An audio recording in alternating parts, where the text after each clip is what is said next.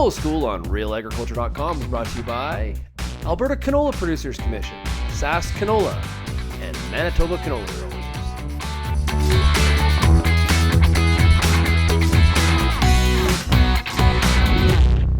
Zach Liban of DL Seeds, pathologist with DL Seeds, joins us here on Real Agriculture. We're talking blackleg infection in canola, and Zach, of course, in the last few years, we're starting to see more prevalence of blackleg in Canada. Just for context, why is that happening? What's going on with canola and with this pathogen in Western Canada? So blackleg has been around for a long time in Canada, and for the longest time we've managed it with good resistance in our lines and the improvement of lines in general. What has happened over the last couple of years is a change really more on the pathogen population. Studies that have been conducted by researchers, for example, a good study that was done at the University of Manitoba showed that most of the germplasm or the varieties that are on the Canadian market space are heavily reliant on RLM3, so the majority of lines carry this resistance source or type. And what's happening in the pathogen population is that isolates that can infect this line are being heavily selected for. And so what's happened over the last 10 to 15 years is the majority of the pathogen population has shifted to be able to infect the common resistance that the Canadian varieties carry. And so breeding companies like us have been working towards introducing new types of resistance, other RLM genes, into our varieties and into the marketplace. And we've steadily have introduced varieties that do have different sources of blackleg resistance. And the move by the marketplace in general to introduce new types of resistance should improve the reliability of the resistance that we do see in the field over time.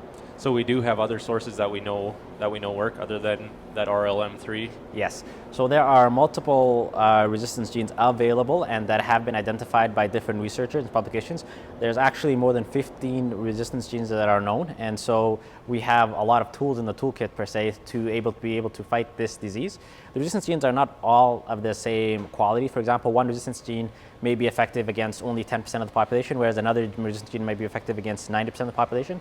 So researchers like us have to be able to look at what we have out there in terms of the pathogen population, identify what genes are the most effective, what resistance sources we should be using, and then transfers those into varieties that can hit the marketplace and can help to control this disease long term. So are we seeing, or how much increase have we seen in that diversity of genes in the market? So the study that was done at the University of Manitoba only looked at one timestamp. Unfortunately, there haven't been many studies looking at the different resistance genes or what's available in the marketplace. So over time, I expect that companies will be releasing varieties which have different sources of resistance, and companies have already started making claims of multigenic resistance and different sources of resistance available in the marketplace. So farmers can, if they have issue with their with heavy blackleg in the field, try something different and potentially carry something that's a different source of resistance. You used that term multigenic resistance. Yes. What does that mean? So multigenic resistance means you have more than a single source of resistance. So most of the resistance genes, or actually all of them currently, can't overcome every single isolate across Western Canada.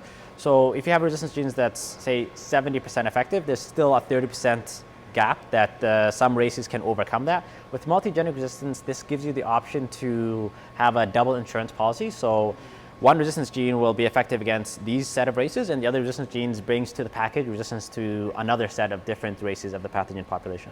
So all about being better equipped to stay ahead of the pathogens as they adapt. Yes. So it'll become harder for the pathogen to overcome multiple resistance genes. So the idea is to provide different sources of resistance working together in a single variety to improve the resistance and the tolerance of that line to blackleg. All right. Thanks for your time, Zach. Yeah, no problem.